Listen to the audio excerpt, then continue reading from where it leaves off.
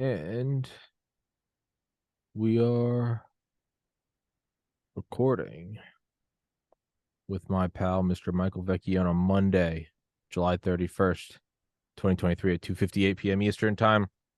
We were just talking about intermittent fasting, and as you guys can tell with Mike's new camera, he is looking very svelte. Not that he needed it, but now he's even sexier.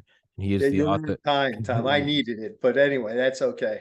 Thank He's you. the yes, sir. He's the author of Fallen Angel and at Crooked Brooklyn and Friends of the Family, and co-author of Behind the Murder Curtain with, I believe, with Bruce Sackman. And Kind of murder. we have talked about, we've done Fallen Angel for the last couple episodes. I think it's your best work. The link to the book will be in the description. Mike is actually working on narrating it now. And I know that you have, I think, parts 2 and part 3 in the work, if I'm not butchering it. And well, I guess there's the writer's strike now, but you had it optioned. But that always seems to be whenever you, that's always the case. Whenever you start on an endeavor that you're meant to do, something gets fucked. And for me, it was, I started the podcast and was like, the world is my oyster. And then, a pandemic took over the planet. So you're probably in good company. But Mr. Vecchione, please introduce yourself while I post the live link. Thank you, Tom. Yes, sir. I'm Michael Vecchione, and I thank Tom again for having me on the podcast. For those of you who have never met me, I am a former chief of the Rackets Division in the Brooklyn District Attorney's Office. I had been an assistant district attorney for about 30 of the 40 years I was an attorney, and I retired from the DA's office and from the practice of law really in 2013. And I started writing books, and I've written the one I'm about to start, which will be book 3 of Fallen Angel, the trilogy, will be my 7th. So it's been great, and I have to tell you, Tom, I really do thank you for giving me the opportunity to speak about this, and it keeps me in the loop in terms of what I used to do, and it's not like Mm-hmm. a cold turkey kind of thing. I'm still talking about what I used to do. And Fallen Angel, as I've told you, is what I call a true crime fantasy. It's a novel, but all of the crimes that have been instigated by the devil and Satan in these books were cases that I actually handled personally. And so there is a little bit of autobiographical. There's an autobiographical aspect to this, and part 3, which is what we're going to talk about now today, is one of the most fascinating cases that I ever got involved in. And I did, once I finished this case, I used to talk about it at schools. I was asked by the DA on some occasions to go out to talk to school kids. It was a part of the DA's practice to do that, so kids would understand the criminal justice system, et cetera. And this is a case that I talked to them about, and you'll see why in a second. And they were all always fascinated by what will be the kind of the culmination of the case and what kind of clinched it for me. So Well, and so let me. to interrupt, and I would say, you're always very polite and thank me for having you on.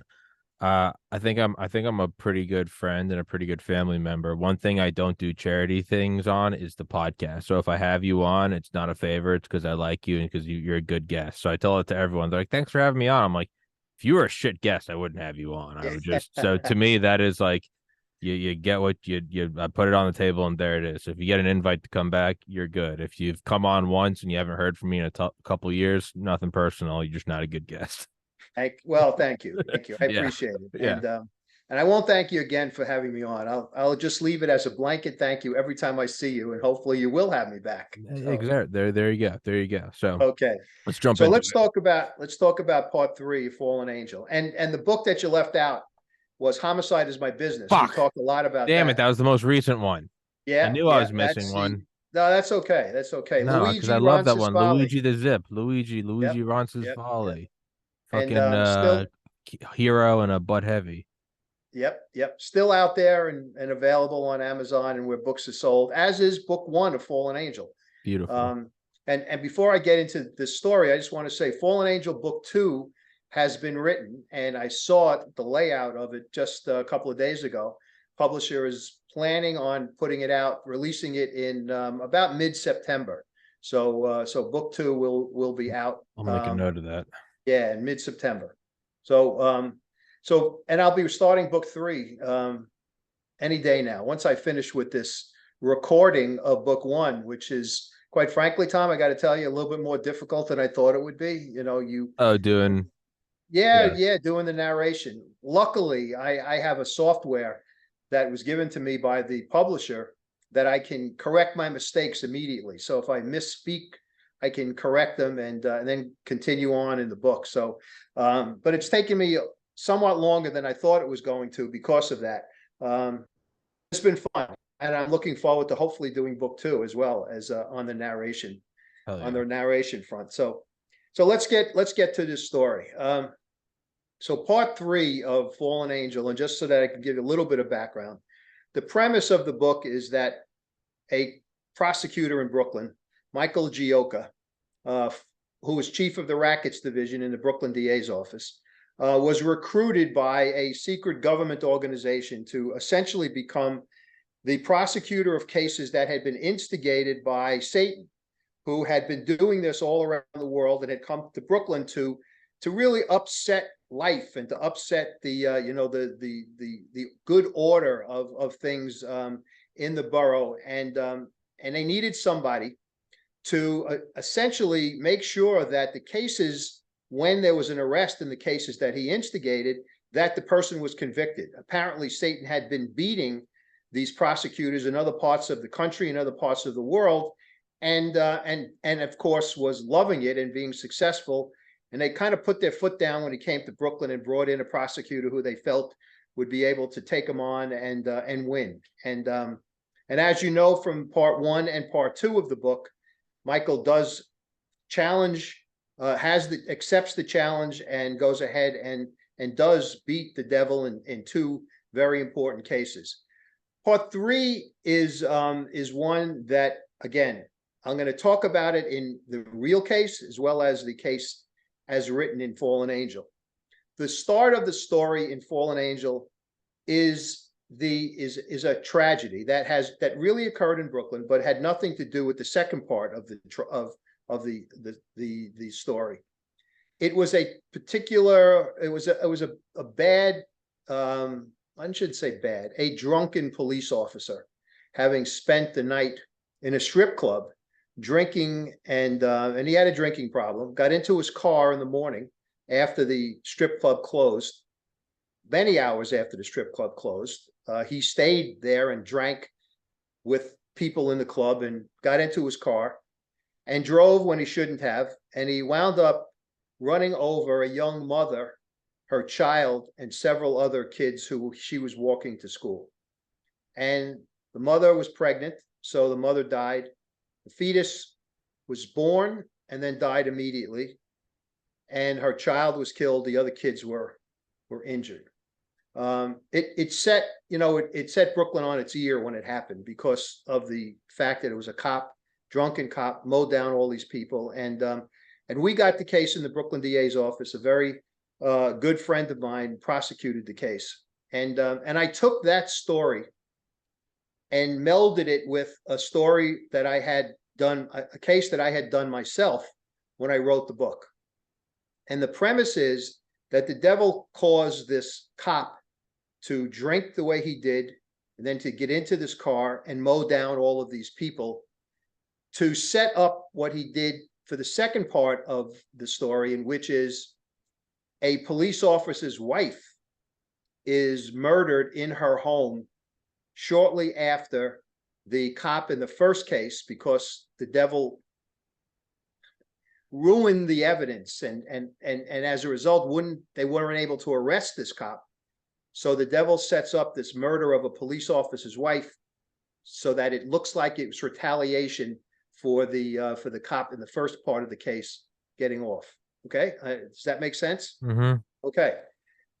So in the second part of the case, it's a police officer who lives in a very quiet neighborhood with his wife and child, young girl, little girl, 2 years old. and the mother is shopping on a Friday morning. It's a Jewish neighborhood. She's not Jewish, but she shopped for her friend, who was a Jewish woman who was home fixing the Sabbath meal and was waiting for her friend. Her name is Susan in the book, to come home with a piece of a roast beef that she was going to use for her Sabbath meal. The woman's waiting and waiting and waiting, and the Susan never comes with the meat, and she's concerned. She remembered that Susan's little girl had a cold, and a very bad cold, and she thought, well, maybe she went to the doctor and took her to the doctor, and kind of allowed herself to think that up to a certain point. When it got to be afternoon, she went over to the house where Susan lives, to find out what's going on, and she saw the door open, front door open.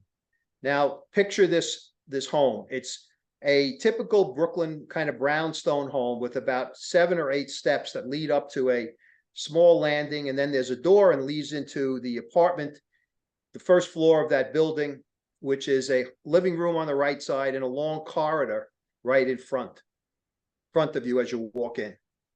So the woman sees the door open. She walks in, goes to the living room, and starts calling her friend's name, and hears nothing. She steps out of the living room to make a right-hand turn to go down this long corridor to go to the kitchen, and there's her friend, stabbed to death on the floor of the foyer. Now, in real life, this tragedy, it was not a cop's wife. It was a Jewish mother who lived in this particularly Orthodox Jewish neighborhood. But it came on the heels, the murder came on the heels of I would say, months of rioting in another neighborhood, another Jewish neighborhood in Brooklyn. The rioting was over the death of a young boy who was killed in an automobile accident by a rabbi. And that set off days and weeks of rioting. And in real life, when this woman was killed coming home from shopping on a Friday, the thought was that, oh, this is somehow connected in retaliation for what happened in another entirely different Brooklyn neighborhood. I was relatively new in my second stint in the DA's office when the DA assigned this case to me, because it was important to him, because obviously the people vote and he needed votes, and he needed to make sure that this case was handled properly, and he gave it to me, and I tried it. So let me continue the story in Fallen Angel. So I made it a cop's wife so that it fit with the beginning story about the cop mowing down all of these kids. And keep in mind, the way that I wrote this book is that Satan is involved in instigating cases and crimes that cause foment and cause rioting and cause all kinds of problems in Brooklyn. And this one was perfect. He had a cop who was drunk and killed people. That caused rioting in the cops' area where the incident occurred. Then we have a cop's wife killed by someone else, someone unknown at the moment, and that caused all kinds of problems in the area where that happened. So Satan was really on his game at this point. So the Michael character has nothing to do at that point with the death of the drunken cop. He's brought to the scene of the cop's wife's murder. And when he gets to the scene, he walks into the corridor. Walks into the foyer, or the foyer of the home. The body has already been taken away.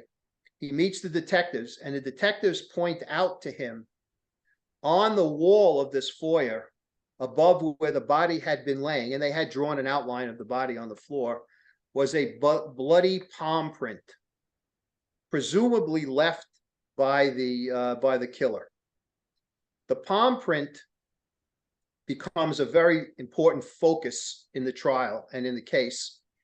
And the Michael character, as I did in real life, told the cops to cut out that piece of wall and preserve it and bring it to the laboratory, the police lab. In the event we arrested someone, we were going to then print them and see if the prints matched the print on the wall, which would have been a perfect piece of evidence. Now, there's one other little factor here, and this happened in both the book and in real life. I mentioned the 2-year-old little girl that this mother had.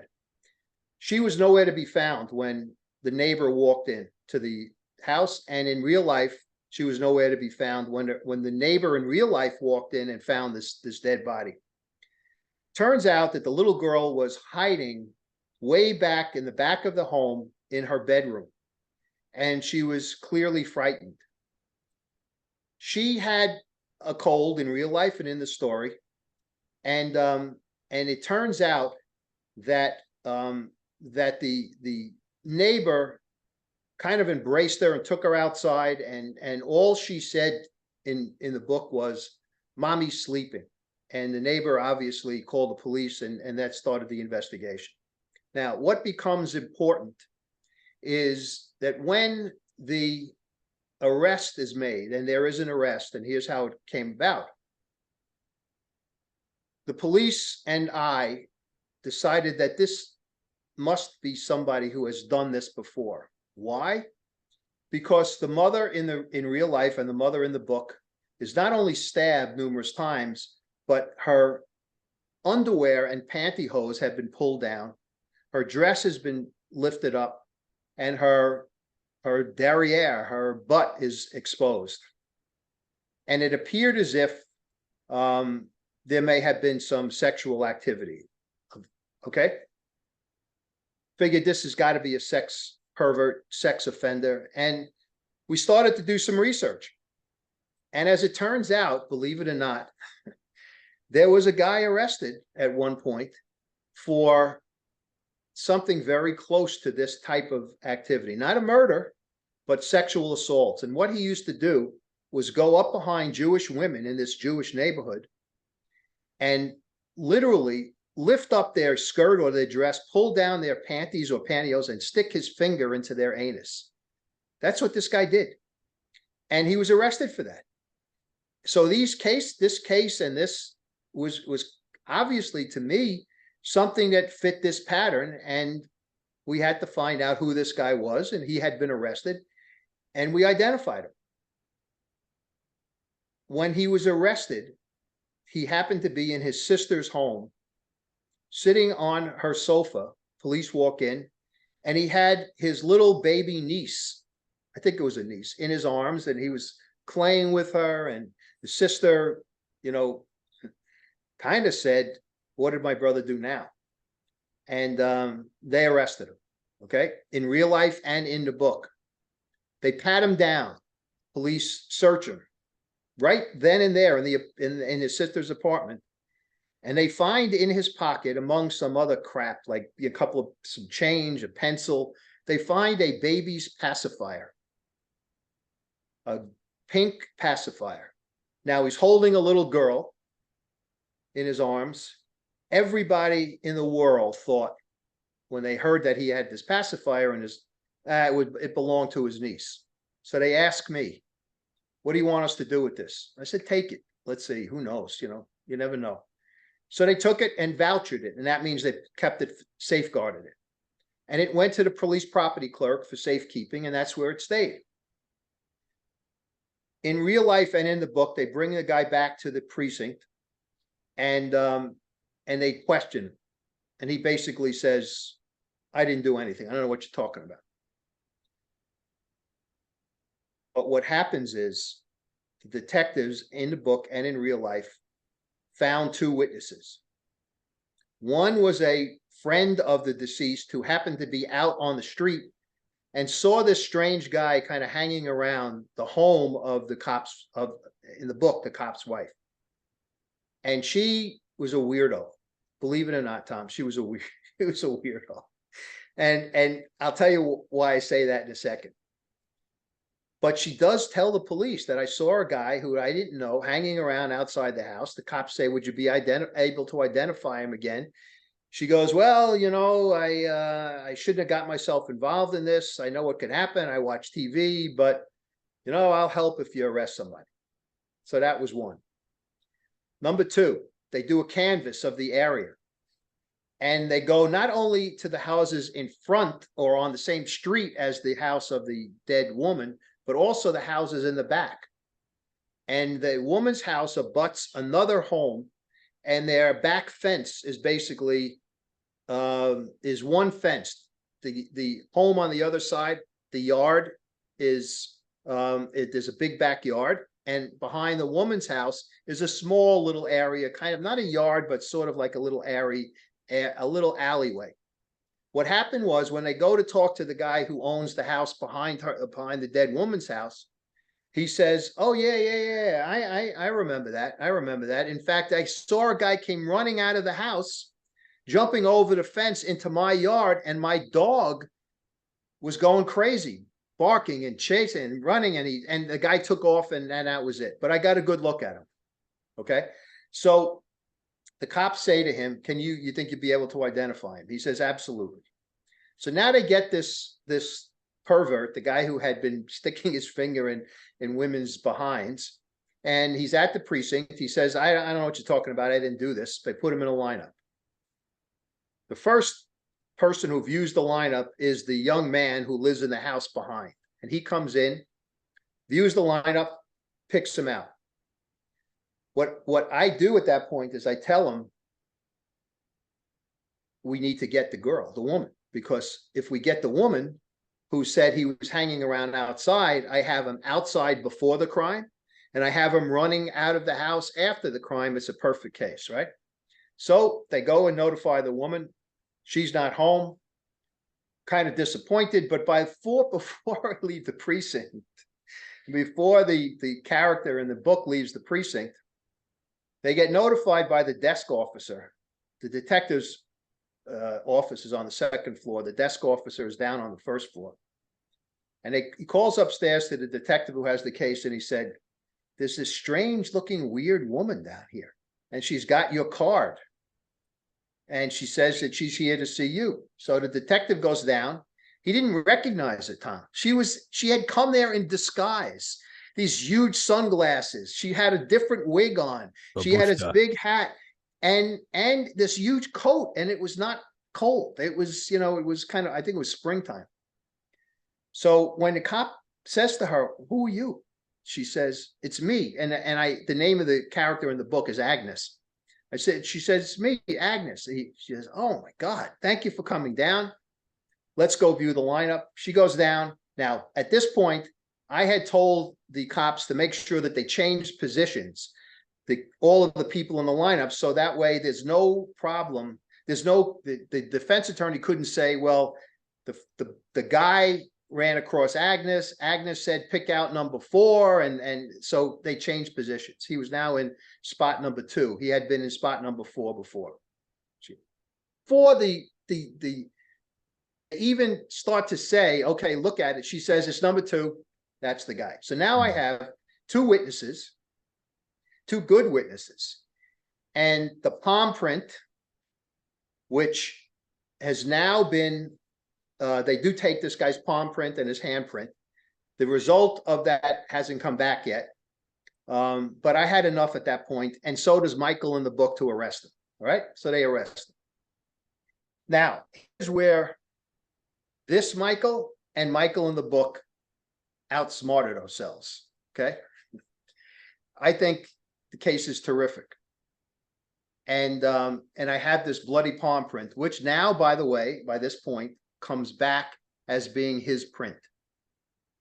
So at the arraignment, at this guy's arraignment, where he's apprised of his rights, I have witness number 1, witness number 2, this bloody palm print, which has now been identified positively as being the palm print belonging to the defendant, right? I say to the judge, I want you to allow me to take a swab of his mouth so I can get his DNA, so that way I can see if his DNA from his hands is in that palm print, which will be, boom, that would solve that convinces and clinches everything, right? The judge grants the order. They take his swab. A week or so later, I get a report from the medical examiner's office. The blood belongs to the dead woman. So does Michael in the book. He gets that report. The blood belongs to the dead woman, which is great. The palm print is his. but they tell me and they tell Michael in the book. But oh, by the way, her DNA is up there on the wall because it's her blood. But there is an unknown DNA in there because the defendant's DNA does not match the unknown DNA that's on the wall. Okay, so I outsmarted myself. And so did Michael in the book. We gave the defendant and the defense attorney a defense. And of course, the defendant and defense attorney, not stupid. The defense attorney says to me and to the Michael in the book, that's because my client didn't do it. Yeah. He heard the woman yelling. He went in to try to save her, and he got blood on his hands and put his hands, and when he tried to get out, he had to brace himself on the wall. That's why his print is up there, but his DNA is not there. So it's an unknown DNA. That's the DNA of the killer. This is the defense. Which technically is, to interrupt, you and I have once talked about the importance of innocent until proven guilty. Yes. Granted, he's a piece of shit taking advantage of this, but if that was me and I really didn't do anything, you'd want that. You'd go, maybe I did run in. Maybe I did fucking run in and they get, so sorry to interrupt, but it is important.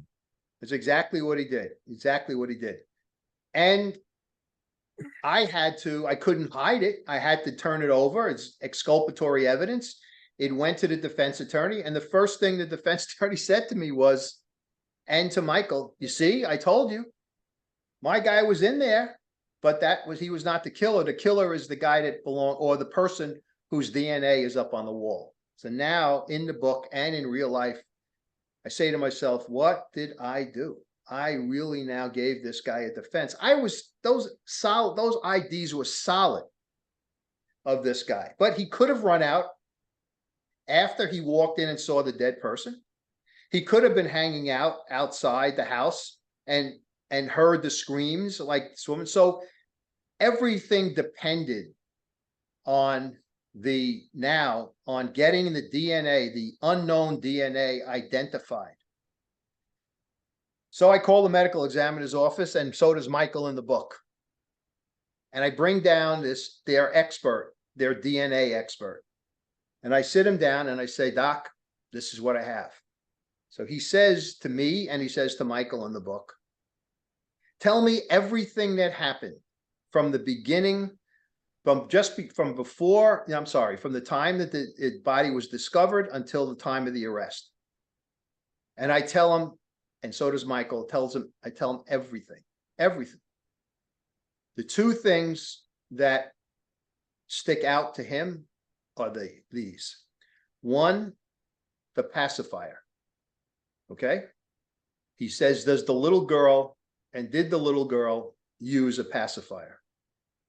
I had known by that point that she did. Number two, did the little girl have any kind of problem like a sore throat or a runny nose? Because saliva does not carry DNA. If the little girl had that runny nose, cough, some kind of cold, and it turns out to be her pacifier, and she was found in the back room, I can testify that when the bad guy came in, she was there. He moved her to the back room. He took the pacifier out of her mouth, put it into his pocket, moved her into the back room, killed the mother, and left her there. Said, okay, well, that's a good scenario. How do I go about proving it? He said, first thing is, we're going to test the little girl's blood, and we're going to test her father's blood. So that way we eliminate the father, because we know the father was not there. He was working. But, defense attorneys like to say, it's always the husband, it's always the wife, that kind of thing. So let's take the blood of the little girl and the father. And we do. And I get the call that saved the entire case. The call was, and Michael gets the call, the unknown DNA belongs to the little girl. It's her DNA on the wall. So my doctor's scenario now fits perfectly. One little piece missing. We now have to get the pacifier identified. Pacifier that was found in the defendant's pocket, we have to get it identified as being the pacifier that the little girl owned. First question of the father in the book and in my office: did your daughter use a pacifier? I knew the answer because the neighbor had told me that she did. He said, yes. Where is it? He said, Mr. Gioca in the book, Mr. Vecchione, I have no idea. Since my wife was killed, we haven't found the pacifier. It's gone. We don't know where it is. And in fact, it was my daughter's favorite pacifier. She doesn't even want to take others because she's always crying for this one. I said, okay, good. Michael in the book says, great. So now I'm going to show you something. I had the detective bring to my office the evidence bag with the pacifier in it. Now, I didn't tell the father anything. I didn't even show him what I had. I went out, got the bag, came into my office, stood with my back to the father, and Michael does that in the book, and he takes the pacifier out and he puts it down on his desk. And in the book, he puts the pacifier down on a kitchen table. In the book, he goes out to the house where the father and the little girl are. And in my situation, in real life, I brought the father into the office. In the office, in real life, the father said, before I even asked him a question, he said, you found it. He said, that's my daughter's pacifier. Where did you find it? I said, are you prepared to testify in court that that's your daughter's pacifier? He said, absolutely. He said, I know that pacifier. It's the only one she's used since she was a baby, and it's missing. In the book, when the Michael character takes it out and puts it on the kitchen table in front of the little girl and the father, the little girl starts to scream, oh yeah, my dad. And the father said, that's it. Where did you get it? So that's how we solved this thing at trial. Anyway, I skipped a step. Before I do the pacifier thing, I had to now inform the defense attorney about the little girl's DNA being the missing DNA on the wall. And we were in the courtroom. Case was on, and I say, Your Honor, I have a result from this test. I told him what I was going to do. And when I say to the defense attorney, it belongs to the little girl, to the daughter, in open court, he says to me, you motherfucker. So we bring we try the case.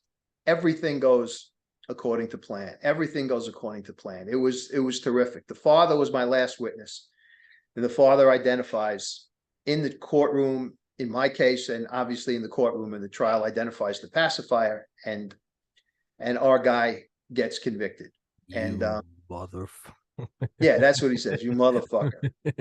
So that's in real life, that's the end of the story. Now, in the book, keep in mind, Michael is very happy. Michael character, the people who are his bosses, the people who recruited him to fight the devil are all very, very happy. And Michael says, we're not finished yet. We have to go and do something about the cop who was drunk and who drunk himself into this stupor, got in his car and killed all of these people. Now, keep in mind, in the book, that cop is let go because when he's arrested by the initial police officers after the accident, suddenly a lieutenant, plainclothes lieutenant, shows up on the scene and says to these two young cops, don't worry about this. I'll take control of this. You call an ambulance. When an ambulance comes, we're going to put the driver, the drunken cop, in the ambulance, take him to the hospital. One of you go with him and don't let anybody talk to him. Don't let anybody do anything until I get to the hospital. They say, okay.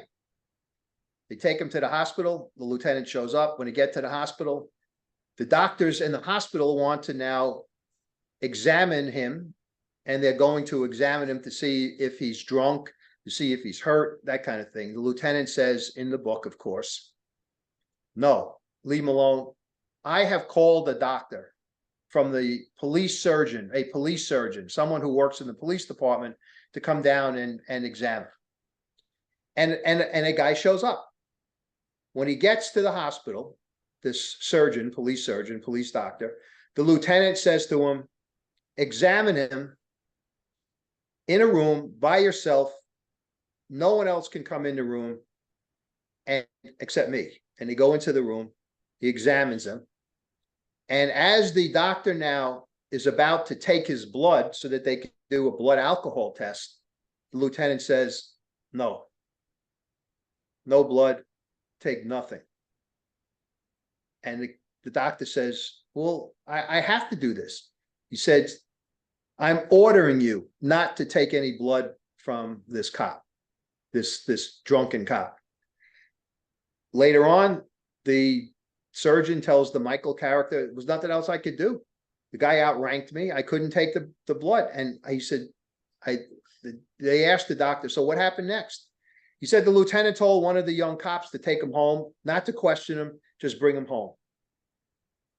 So in the book, of course, there's outrage that the cop has not been arrested, right? Because he mowed down all of these young people. 2 days pass, and the DA's office now says, this is ridiculous.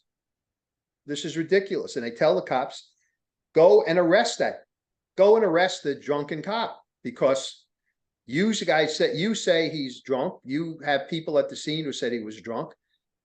Arrest him. So they do. And they, because what had happened before the arrest, the devil had fomented this whole uprising in the neighborhood there, and they were rioting because they let a cop go after killing all of these people. And but now the arrest. So that was the hope, was by the police department and the DA's office, that this now would quiet things down. Okay, now keep in mind the death of the woman had not happened yet. This is in the book, had not happened. So when they bring him, they arrest him. And the police now go to the DA's office to draw up charges. The ADA says, okay, let me see the blood alcohol test to see, so I can write this up properly. The cops say, there was no blood alcohol test. There's a lieutenant on the scene who told him not to take his blood. So the assistant district attorney says, well, how am I going to prosecute this guy for drunk driving if I don't know he was drunk? The fact that these guys saw him, that's not proof. I need the blood test. Otherwise, he's going to walk out of court. I can't charge him. And in the book, the DA now releases him from custody. And what happens? There's an uprising again. There's rioting, etc. And shortly thereafter, the cop's wife gets killed. So you see how I dovetailed that the devil allowed this guy to get out. Then he gets out, and the wife of the cop gets killed. And everybody in the world puts together the fact that it's revenge for the guy driving the drunk cop, the cop who was driving drunk, right? So once the killer gets convicted, Michael now says in the book, we got to do something about the drunken cop. Now, Monsignor Romano, who is the character who is Michael's boss, so to speak, in the book, says, how are we going to do that? DA's office said there was not enough evidence to convict him in criminal court. And Michael says, I know, but we're not going to do it in criminal court. We're going to bring him up on police charges in the disciplinary system of the police department. And Michael says, I have a friend who's in charge of that unit in the police department. I'll talk to him and I'll work on the case, get enough evidence for them to charge him in the police, what they call the police trial room. It's a disciplinary process. And if he's convicted, he'll get fired. And to cops, believe it or not, sometimes firing is worse than going to jail because they lose their pension as well. So that's it. They're done. So Michael convinces the head of that unit to try the case in the police trial room. And he goes to trial. Michael goes to watch the first day of trial and sits in the courtroom, and he sees the trial judge come in, and it's a woman, and he recognizes her. And he immediately gets up and leaves the courtroom. He didn't leave fast enough because a strange figure was watching all of this go on in the courtroom and saw this whole thing happening. Turns out that the trial commissioner, that's what the judge is called, the trial judge in the police department, the woman, was Michael's old girlfriend and lover, and they had broken up. And now there's a specter of, if she finds this cop guilty, Michael being in the courtroom may smack of being a fix. You know, she did it because she was taking care. So Michael leaves, hoping that he got out fast enough before anybody saw him. But the strange figure in the courtroom saw this whole thing, and turns out, of course, that strange figure was the devil. He had the mark, etc. He gets convicted, and everything seems to be now fine. In fact, Michael calls the commissioner up, his old girlfriend, to thank her, just to say, you know, and to apologize for being in the courtroom. I'm sorry. I know what it might have looked like. She said, I'm so happy that you left. Nobody saw you. I think everything is fine. So Michael then says to her, look, how about you let me take you out to dinner? We haven't seen each other in such a long time. Let me take you out to dinner tonight. And they go to dinner. And he says, let's go to a restaurant out of Brooklyn, outside of Manhattan, away from prying eyes. And he takes her to a restaurant in a section of Queens called Astoria. And they have a great dinner. And on the way after dinner, he walks, her name is Lenny, Lenore is her name. And he walks Lenny to her car, and she gets in, or before she gets in, she kind of hugs him, thanks him, and gives him a kiss. Michael, in the book, says, you know, I thought he turns around because he saw this kind of flash, like peripheral. and he didn't know what it was. Didn't think anything of it, except the next day, on the front page of one of the New York City tabloid rags, is a picture of the trial commissioner and Michael in an embrace with her kissing him. And the headline is, was the fix in on so-and-so's case, right? And of course, there wasn't a fix. It was a totally innocent. But to make matters worse, that later that day, the drunken cop, was found dead in his home. And in his hand is a gun. In his other hand is his phone. And on the screen on the phone is the front page of the newspaper with that headline, was the fix in. So, of course, everybody who looks at it says the guy committed suicide. Yeah. He must have committed suicide, except that when Michael is distraught, he goes away, takes some time off. He later learns that another doctor, looked at did the autopsy and said it was a murder. And they had a witness who saw someone coming out of this guy's house. Strange looking guy with a mark on his left cheek. And in the book, the devil is always designated by, I write that he always has kind of mark on his left cheek. So the upshot of the whole thing, and as you know from talking to me about this before, when Michael wins the case, which he did here, there's always someone who pays. The devil always extracts revenge. And here, obviously, the drunken cop was murdered, and was murdered by the devil.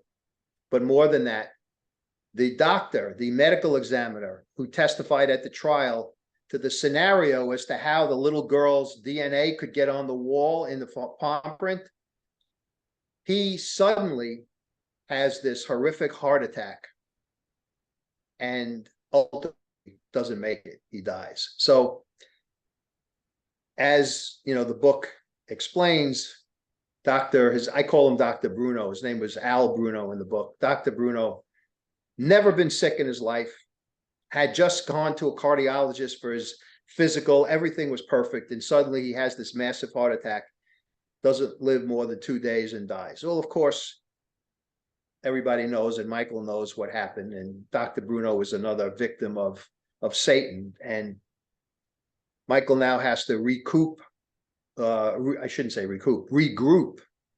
and get ready, because there's a part 4 to the book, and part 4 was another story, which hopefully you'll have me back and I'll tell you about part 4 next time we speak.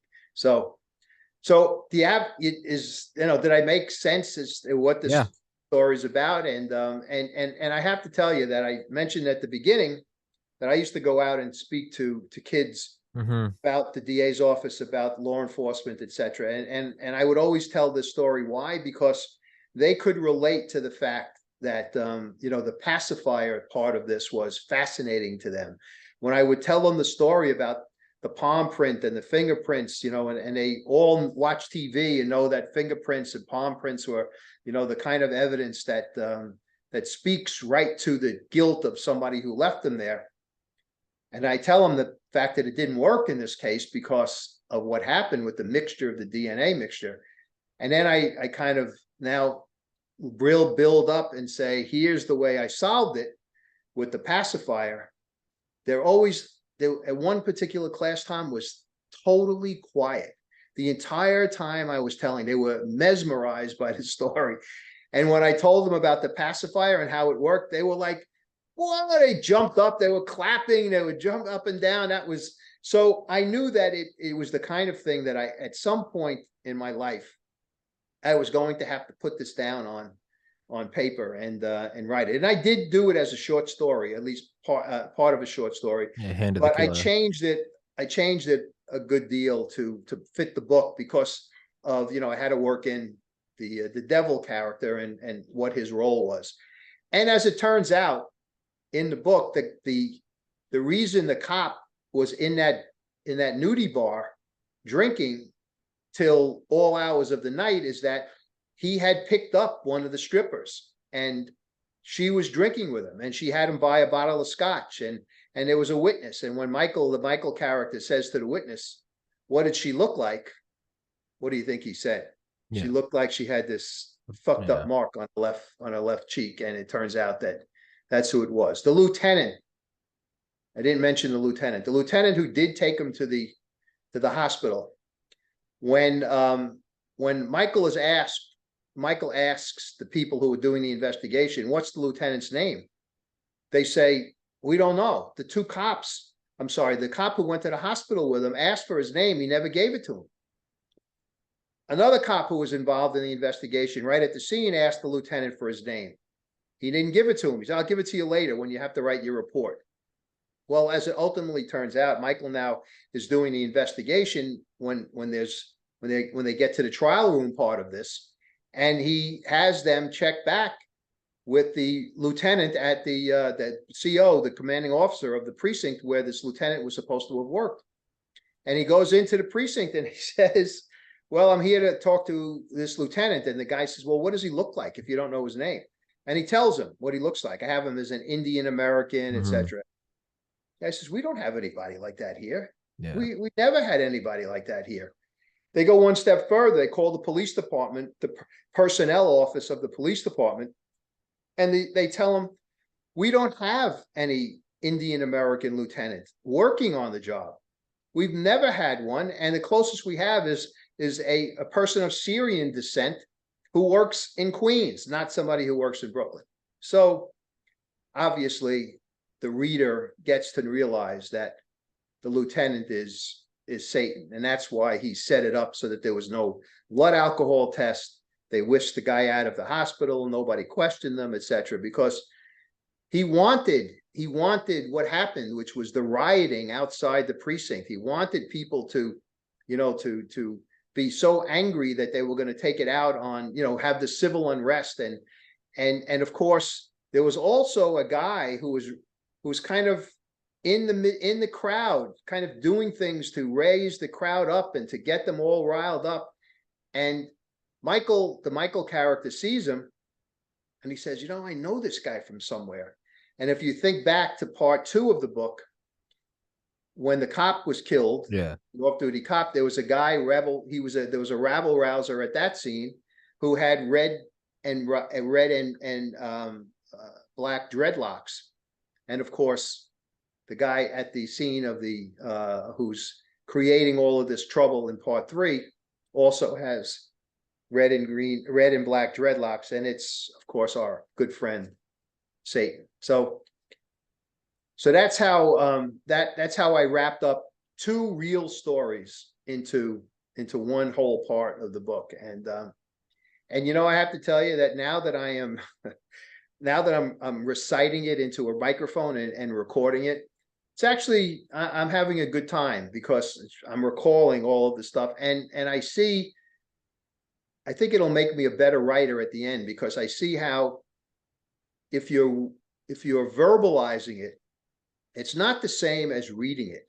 Yeah. And I know now the next time I do one of these recordings that some in some places in the book I'm going to say it a little differently than it's written on the page, because Yeah. as you read it, it makes sense because the reader can see who's talking, and you know, you don't necessarily have to say Michael said or the girl said or he said. You don't, that's not the way you write a book. But when you're reciting it, it's important for the listener to know that who the person is who's speaking, and it's not necessarily easy to follow if you're just simply listening to it. I don't Yeah. listen to a lot of books. In fact, I've listened, I think, to one in my entire life.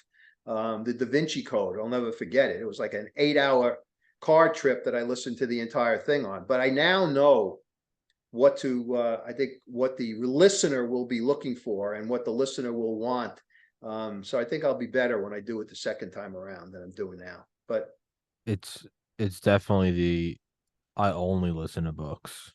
I can't for the life of me. I cannot sit down. It could be the best book on the planet. If for the life of me, I can't. I have to listen. But since I've started listening to books like 3 years ago, I mean, I've read more in the last year than I have in my entire life, let alone the oh, last 3 years. you read Fallen Angels. You told me Yeah. that Well, you I put it. liked it. I have my iPad read it to me. Yeah. There's an app called Speechify where you can get it to read if a book's not on Audible, you can Oh, get it to read. I didn't know that. It's never as good as Audible because it's there's nothing as good as a human reader. Because apps like Speechify, well, one, it's the robot voice, The but robot. two, it doesn't know, doesn't know, it takes it literally, so it will read Yeah. footnotes. It just reads the text on the page, so it'll be Yeah. like Yeah. page Yeah. 36, and then it'll say follow it, and it'll just go through, and it will just, Yeah. so it's never as good. But I mean, if you want to, I mean, in terms of just business getting into a bigger market, I think you got to put it on audio. I think my generation, I mean, if you can't listen to it, I can't. I agree. I don't even if I wanted to, I can't. I've had, if the book's not on Audible, I can use an app to use it. But I've had some people who are like, the book's not even in digital. And I'm like, we can't do the podcast, man. I'm not gonna. Yeah. Yeah. I'm just busy. Well, you know, we did Crooked Brooklyn was an audiobook. Yeah, Homicide is My Business is an audiobook. Now Fallen Angel will be an audiobook. I'm sure I'm going to do book 2 and book 3 yeah, as audiobooks at some point. I recognize that. I understand that. And yeah. but some publishers, quite frankly, Tom, I got to tell you, with Homicide is My not hom I'm sorry, with Behind the Murder Curtain, we couldn't get the publisher to agree to do an audiobook. It was a digital book as well as a print book, but not an audiobook. And I'm not sure why. I don't know if they It's a don't want to spend the money for an actor to sit there and read the book, or it's I don't know. antiquated. It's gonna. I meant because at that when I had Bruce on, that was like episode 20, and I remember I went through and I had my iPad read it to me, and it was. I mean, it's never as good because it's just a robot voice. But I mean, Right. to me, I'm like, I have to. I think the last book I read was when I had my buddy Dale on, the Delta Force operator, for the first time. That was episode 50, and I read his book. Aside from that, man, I just can't. It's a slog. I don't enjoy it. It feels like homework, and then you start to subconsciously resent the book, even though it Yeah, has nothing. Let's I if can I understand. Yeah, like if I read Fallen, let's say if I read Fallen Angel, I would just be like, I got fucking other shit to do, and I'd be reading. I'd be like, fucking Mike, like for no Yeah, reason. But if I can just listen to it, get up, yeah, go to the gym, groceries, I whatever. understand. Yeah, See, I'm obviously a different generation, but the yeah, bottom line is I find reading to be relaxing, sure.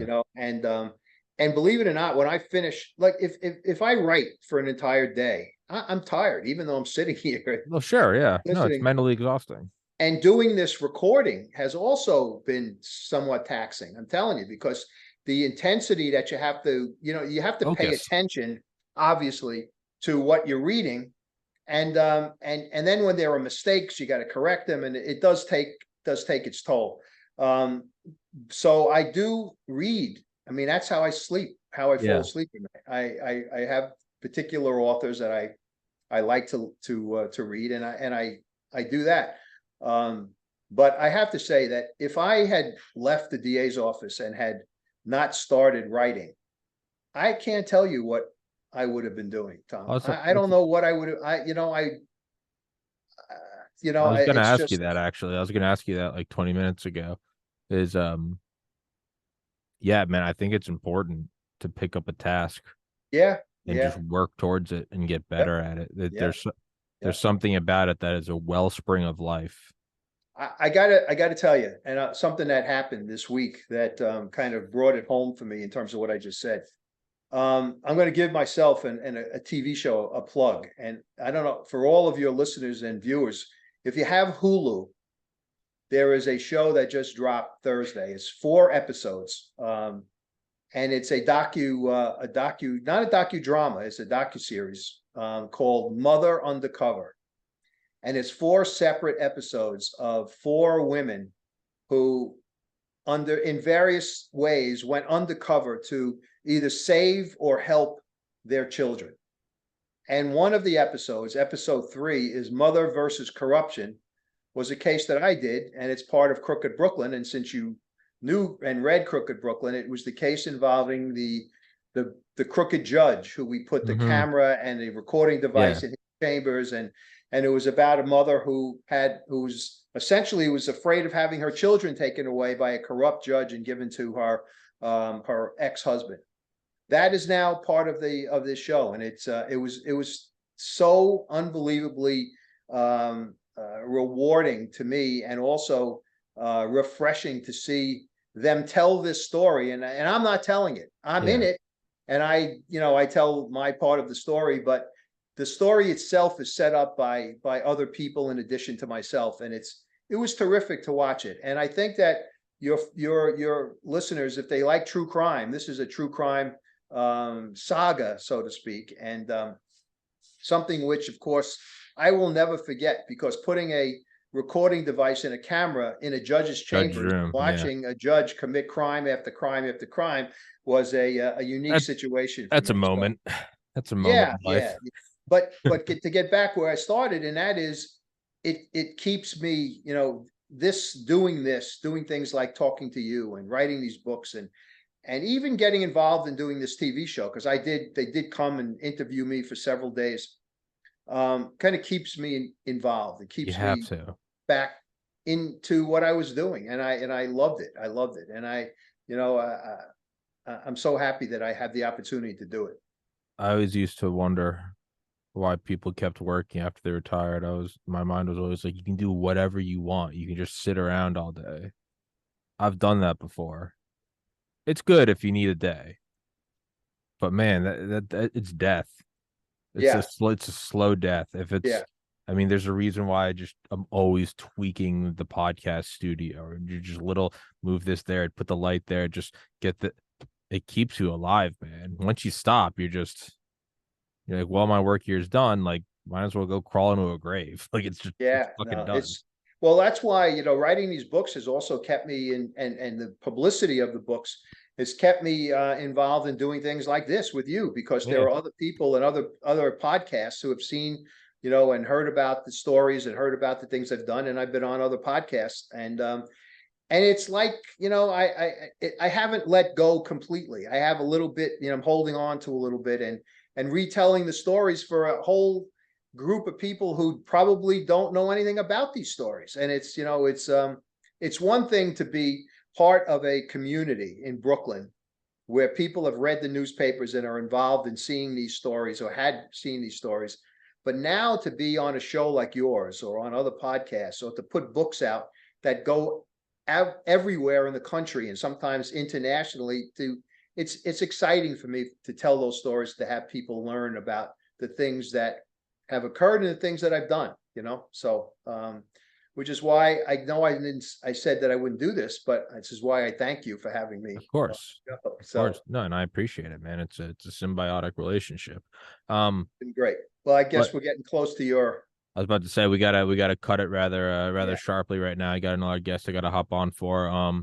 But so I made a note in my I just put September 15th as just you said mid-September. So I just put a date in there for to text you whenever the new book comes out. okay. But we can finish up Fallen Angel book one before then. But Yeah, yeah, let's, if we can, I'd love to do that. yeah, Finish no, up absolutely. Yeah. with Part part four. four, Yeah. because part four, quite frankly, kind of leads into Dovetails in the book too. Yeah, yeah. beautiful. So, Yeah. So we'll do another episode before the next book comes out. okay, But Mike, we do got to wrap it up. I'll email you this episode. I'll text me a reminder so I remember to schedule you. Otherwise, it's going to go in one ear at the other. And guys, please go in the description, buy one of the books, go listen to them, go support them. I wouldn't keep having them on if I didn't like them. I'd recommend either Fallen Angel or Homicide Is My Business, or if you just want to really fuck yourself in the head behind the murder curtain. But that might actually give you some terrible anxiety. It did for me. Crooked Brooklyn. Don't forget Crooked I Brooklyn. know Crooked Brooklyn. Yeah, It's I still was gonna. out there. I know. I'm just thinking of which one. If you really want to mess with yourself, do Behind the Yeah, Murder yeah, Curtain. yeah. That book's fucking terrifying. But And pray for the end of the writer's strike, because if that's the case, then Fallen Angel will hopefully become a TV show, which the pilot is already written, everything is set, and then Hollywood stopped. I And want it to work because I like you. I don't want it to work because I fucking hate Hollywood, that den of communists. But it's I'll pray because I like you, not because I yeah, like thank them. you very much. I Thank you. I got you Thank you. guys. Please go in the description. Please go follow Mike. Please go do all that good shit. Buy the book, support him. Don't be an asshole. Mike, please send me a reminder and I'll get back to you I either will. later tonight or tomorrow. But yeah, we got to wrap this up. Mike, thank you so much, guys. Go to the Thank you, description. Tom. Please go support him. Mike Vecchione.